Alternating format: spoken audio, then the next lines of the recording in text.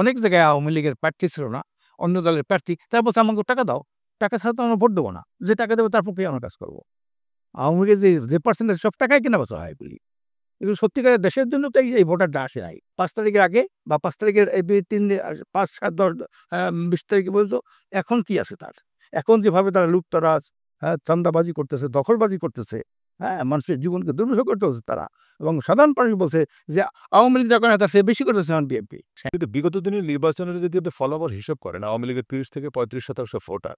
ধরেন আগামী নির্বাচনে আওয়ামী লীগ যদি প্রতিদ্বন্দ্বী করতে নাও পারে, এই যে ৩০-৩৫% ভোটার তারা কাকে ভোট দেবে? কারে কি ভোট দেয় না দেয় আওয়ামী লীগের তো কোনো চরিত্র নাই। এরা কখন কাকে ভোট দেয় এটা আমি জানি না। কারে কোথায় ভোট দেবে তাদের ভোটে কিছু আসেও যায় না। যারা দেশপ্রেমিক না, দেন দেশপ্রেমিক মানুষের ভোটও দেশের উন্নয়নের জন্য হয় না। তারা তাদের দ্বারা সুবিধা লড়বে। আমি তো দেখছি অনেক জায়গায় আওয়ামী লীগের প্রার্থী ছিল না, অন্য দলের প্রার্থী। তারা বলছে, "আমাকে টাকা দাও।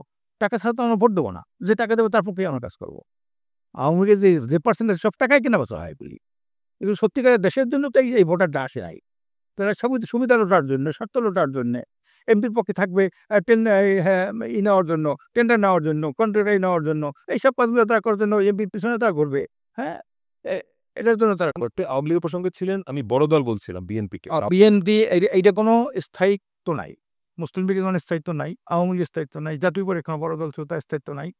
বিএনপি দাবি করে তার ৫ই আগস্টের পর থেকে অদ্যাবধি তার জনমত অর্ধেকে চলে গেছে। সেটা আপনি কি করে বলবেন? না, কোনো পরিসংখ্যান? হ্যাঁ, পরিসংখ্যান আছে। আপনি আপনি আপনি একটা পাইলট স্কিম করে একটা এলাকায় জরিপ নেন। একটা এলাকায় জরিপ নেন। একটা ইউনিয়নের জরিপ নেন আপনি। এই একটা জরিপ নিয়ে দেখেন যে আগে যা ছিল ৫ তারিখের আগে বা ৫ তারিখের এই ৩ দিন ৫, ৭, ১০, ২০ তারিখে পর্যন্ত এখন কি আছে তার?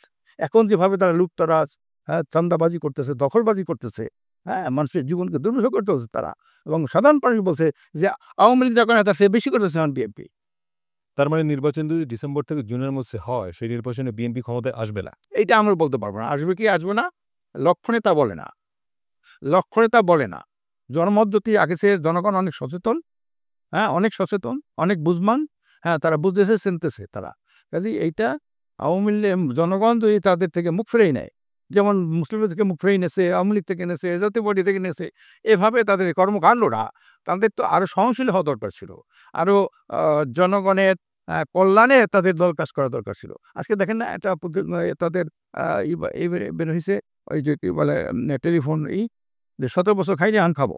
এখন এগুলো তো ধরেন তৃণমূলের, এইটা তো পার্টির স্ট্যান্ড তো নিশ্চয়ই এটা না। না, পার্টি স্ট্যান্ডটা কি করে? পার্টি স্ট্যান্ড যদি ঠিকমতো থাকে এত কিভাবে করে? নিজেরা মনে করেন নিজেরা যুদ্ধ করে স্বার্থের জন্য প্রায় ৪০০ জন মারা গেল। এটা স্ট্যান্ড না দেখি। তারা শুধু এতটুকু করে বসিয়ে করে। দল থেকে বসিয়ে করলে কি? টাকা তো সে কামাই নিল। টাকা তো চুরি করে রাখলো সে।